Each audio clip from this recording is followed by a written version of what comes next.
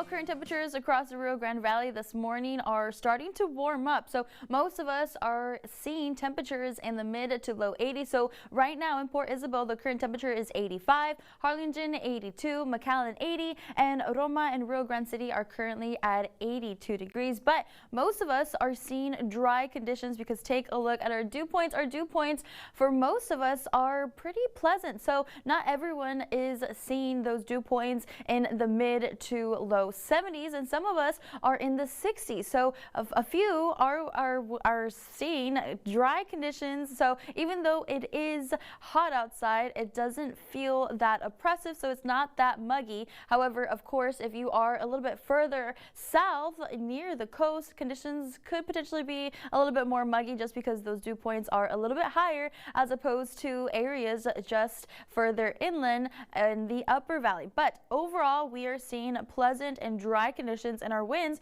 are starting to pick up out from the west, especially toward the lower valley toward South Padre Island. So conditions are going to be a little bit breezy out there, and our winds will continue to pick up as we head into the weekend and this upcoming work week as well. But for later on this afternoon, you can expect hot, dry, and mostly sunny conditions with high temperatures mainly in the mid to low 90s. So the high in Brownsville is going to be 90, Wesco 92, McAllen 93, Rio Grande City 96, and Roma 95. So we could potentially see those record high temperatures be a little bit closer to record high, but we're not going to break the records just yet, but we will be pretty close, not only for today but for the next several days as we head into this upcoming work week. And for tonight conditions are going to be a little bit more pleasant with morning lows dropping down to the mid and upper 60s. So the low for Harlingen is going to be 68, Wesco as well, Rio Grande City 67,